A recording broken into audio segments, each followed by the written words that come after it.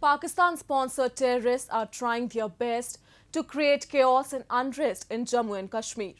While the peace and stability is gradually returning in the valley, they have intensified their efforts to revive violence in the region. A large number of civilians and security personnel have already lost their lives in several terrorist attacks in the past. Now, once again, terrorists launched a fresh attack and opened fire targeting security forces in the Baramulla district of Jammu and Kashmir. A report. Kashmir, often called the heaven on earth, has been witnessing violence and chaos owing to the malicious agendas of Pakistan-backed terrorists present in the valley. Recently, terrorists hurled a grenade and opened fire at security forces in the main market of Kashmir's Sopore town. During the attack, 4 policemen and 4 civilians received bullet injuries, following which they were shifted to a nearby hospital for treatment. Later, 2 police personnel and 2 civilians succumbed to their injuries.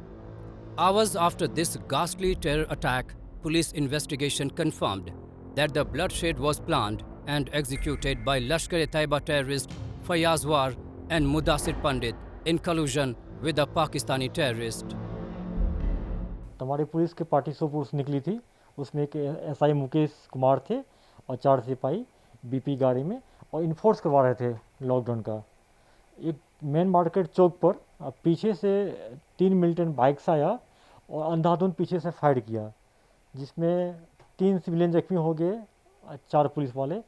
बाद में दोनों civilian का death हो गया, 2 police वाले का वहीं शहीद हो गए और हमारे 1 सिविलियन और 4 पुलिस वाले जख्मी हो गए। इसमें लश्कर तैयबा का जो फयाज वार है, लोकल मिलिटेंट है, और दूसरा मुदस्सिर पंडित, दोनों को आइडेंटिफाई किया गया है और हम लोग ऑपरेशन वहाँ लॉन्च करके आए हैं और पूरे ढंग से इसको न्यूट्रलाइज करेंगे।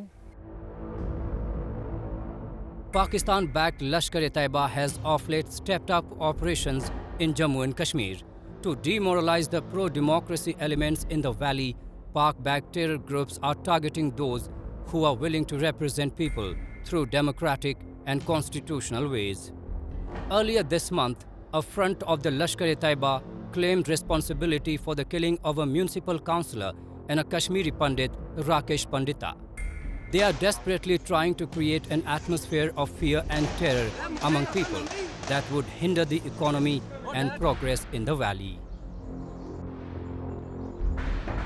A very cowardly attack by Lashkar-e-Taiba has taken place in Sopore, and unfortunately our 2 civilians and 2 CRP Jawans have been martyred, and our full sympathies with their families, and 2 policemen of Jammu and Kashmir have also been injured.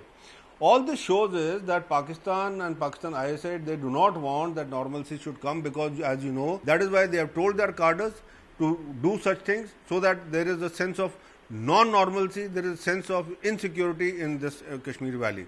And as you know, that a couple of days earlier also there were some IDs, blast was there was also IDs were found.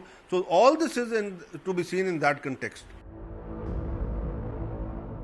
Although silence has been maintained at the line of control following a ceasefire with Pakistan, terror recruitment in the valley has not seen a complete reduction in respect to last year.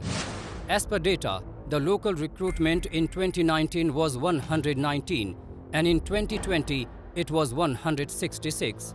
Till May 1 this year, it stood at around 40 compared to a corresponding figure of 49 last year. Most of them have joined Lashkar-e-Taiba and Al-Badr terror groups. Meanwhile, several new groups with different names have cropped up in Kashmir to provide a front to traditional Pakistan-sponsored terror organizations. This will allow the country to claim deniability on these terror groups. Several reports have revealed that even though there had not been any ceasefire violation since February 25th this year, Pakistan's support to terror elements in Kashmir continues through Hawala operators and other means.